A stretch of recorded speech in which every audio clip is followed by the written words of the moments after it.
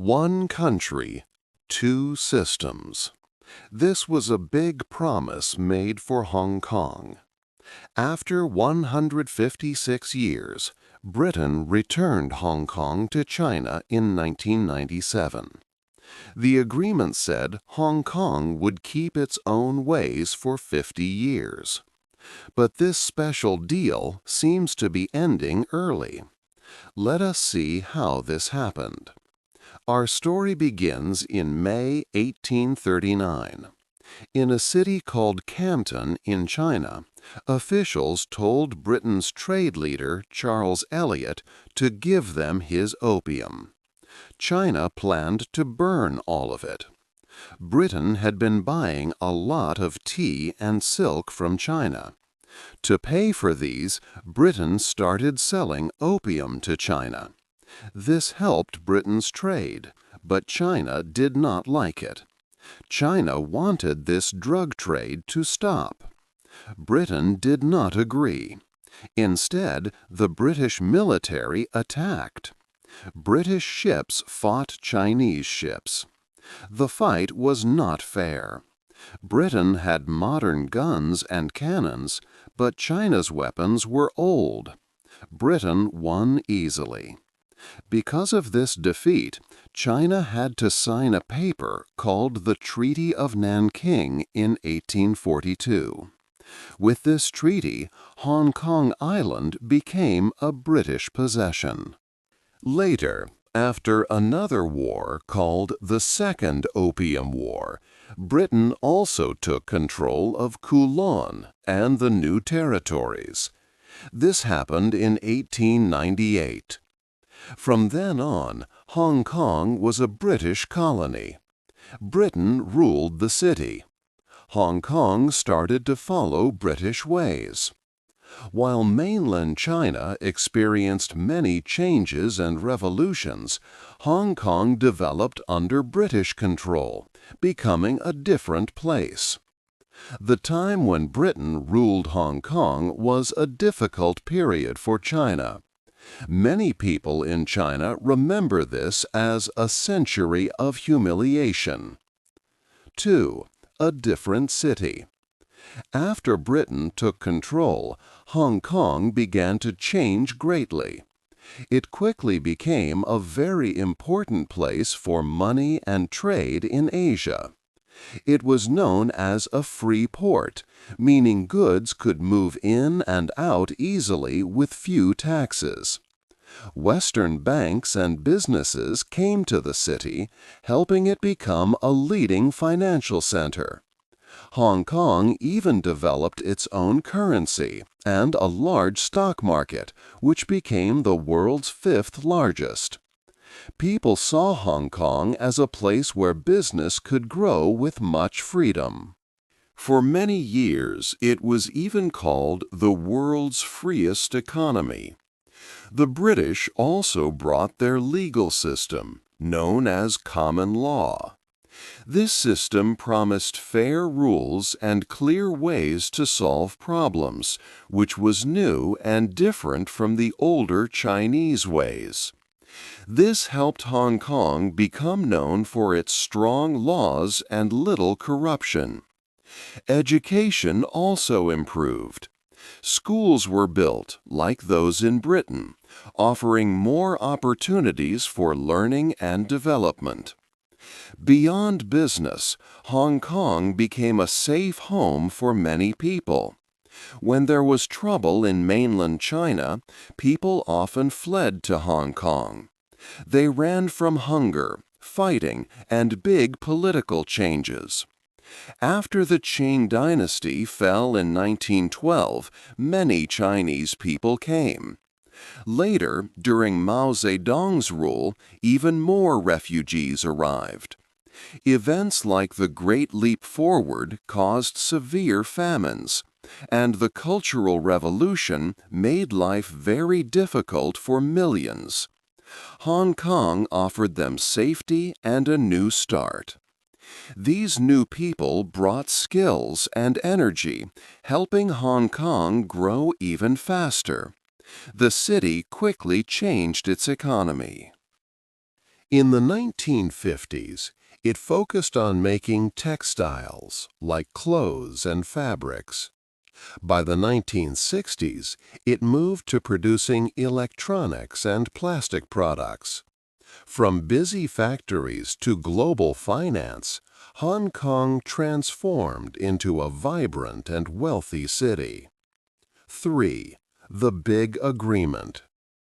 After World War II, the British Empire began to change. Many countries that were once colonies became independent. By the 1980s, Britain had a new question about Hong Kong. The Special Agreement, a 99-year lease on an area called the New Territories, was almost finished. This lease was set to end in 1997. At the same time, China was also changing. Mao Zedong, the country's former leader, was gone. Deng Xiaoping was now in charge. He started to open China's economy. He allowed some capitalism, which meant more business and trade. This made new talks possible between Britain and China. In 1984, leaders from both sides met to talk about Hong Kong's future.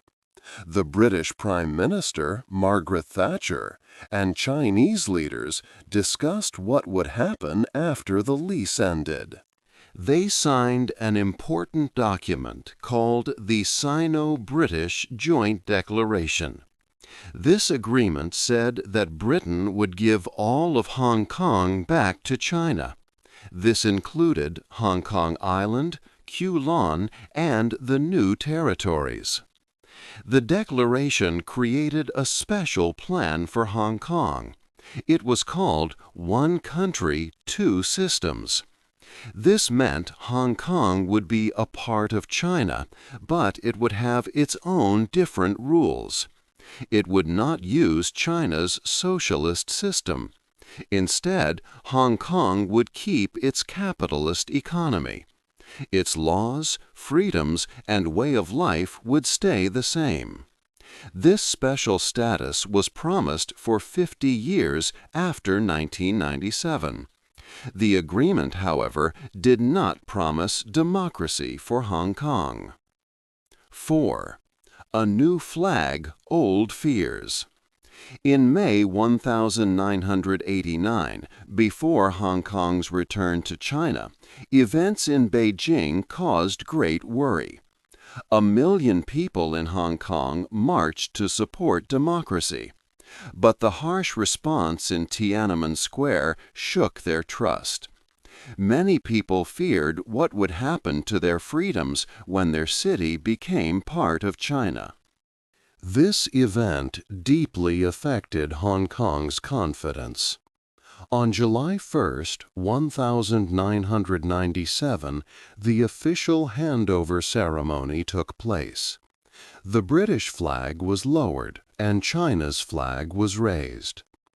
Prince Charles, who was present, wrote in his diary about worries of rising corruption and the rule of law quietly leaving.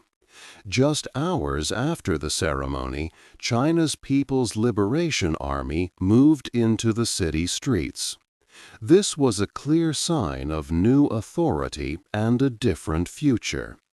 With the handover, Hong Kong received the Basic Law, its new special set of rules.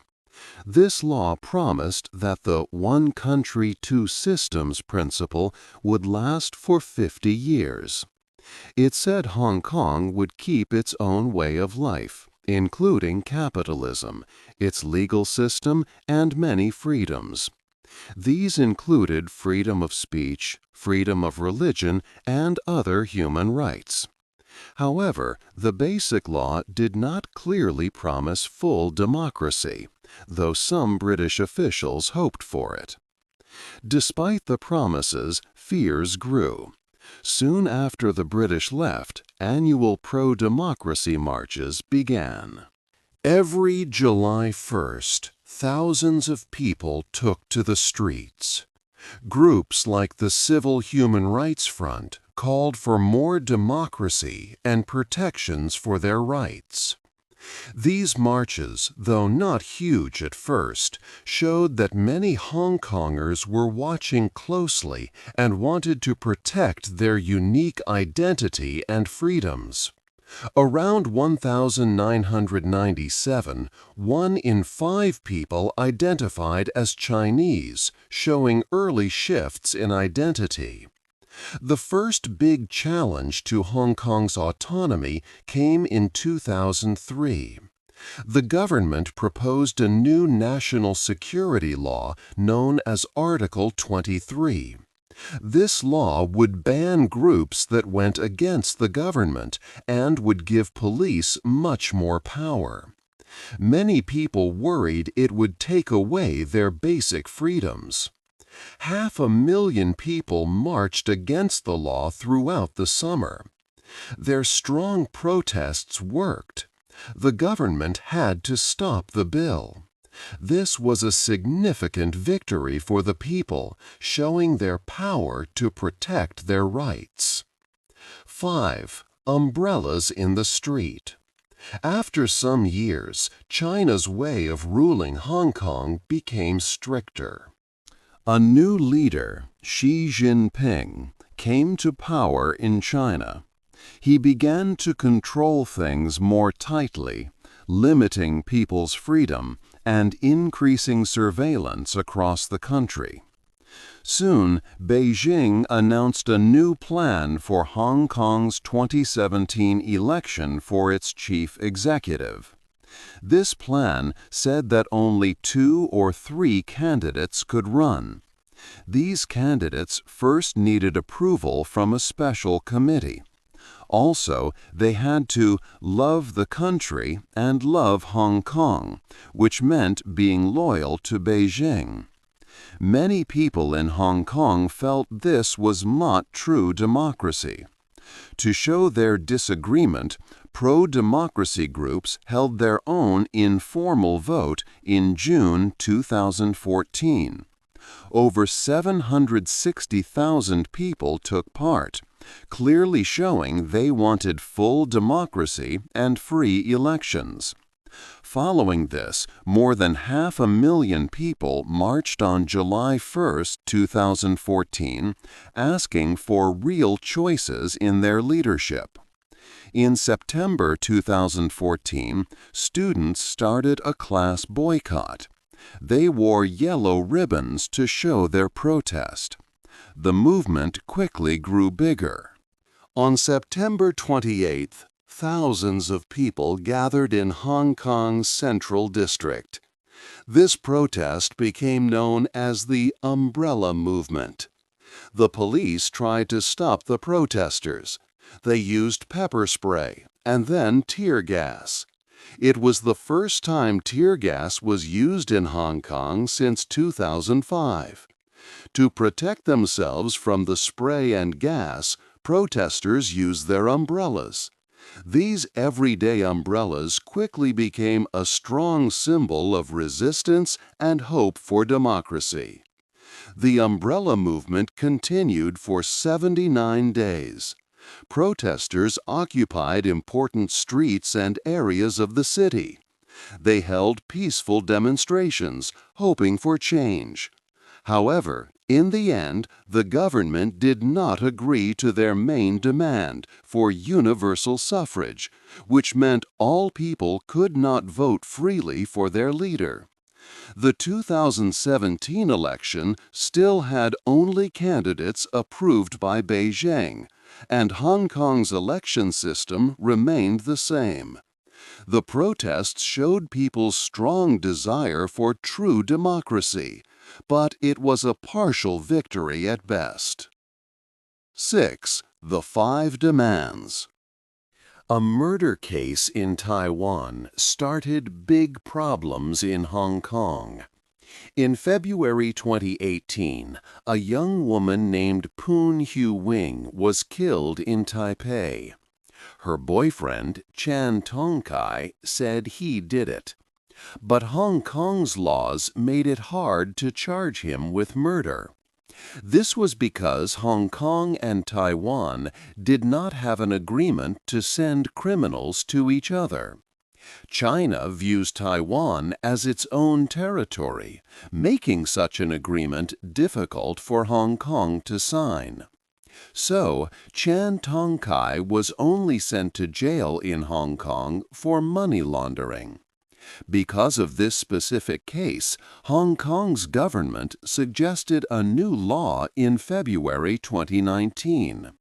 It was called the Fugitive Offenders and Mutual Legal Assistance in Criminal Matters Legislation Amendment Bill, often simply known as the Extradition Bill.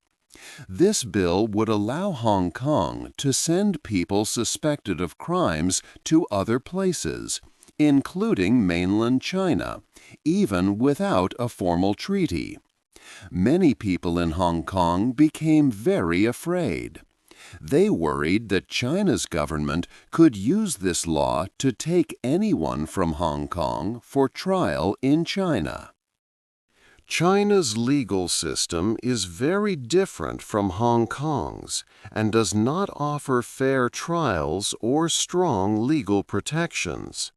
This bill seemed to threaten Hong Kong's special freedoms under the one country, two systems promise. Protests against the bill began in March 2019, starting small. About 12,000 people marched on March 31st. But the fear spread, and the number of protesters grew quickly. In April, 130,000 people marched. By June 9th, many people were in the streets.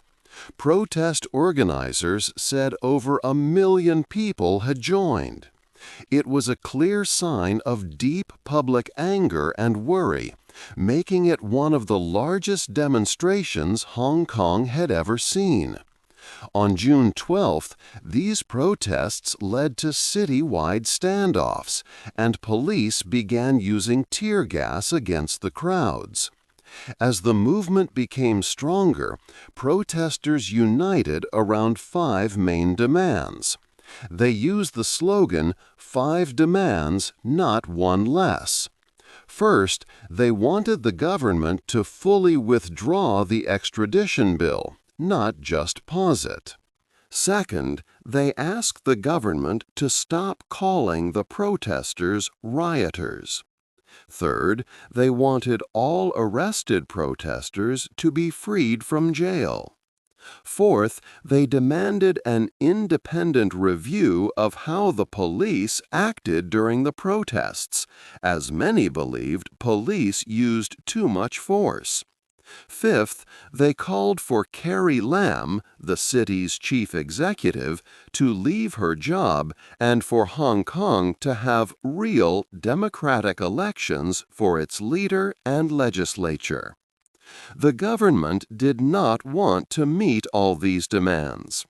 On June 15th, Carrie Lam announced only that she would suspend the extradition bill. This meant it was paused but could still be brought back later. People were still very angry because it was not a full withdrawal. The very next day, an even larger number of people, estimated at 2 million, marched again. This showed the government that suspending the bill was not enough. On July 1st, protesters even broke into the Legislative Council building. However, Carrie Lam continued to refuse most of the 5 demands. She finally agreed to officially withdraw the extradition bill in September, but the other 4 demands remained unmet, which meant the protests continued with great intensity. 7. The city in chaos. In 2019, protests in Hong Kong grew much larger and more serious. Many people took to the streets, far more than in earlier years. What began as peaceful marches quickly turned into direct clashes with the police. On March 31st, 12,000 people protested. By June 9th, over 1 million people were marching, making it a truly massive movement across the city. On July 1st, a significant number of protesters broke into the Legislative Council building.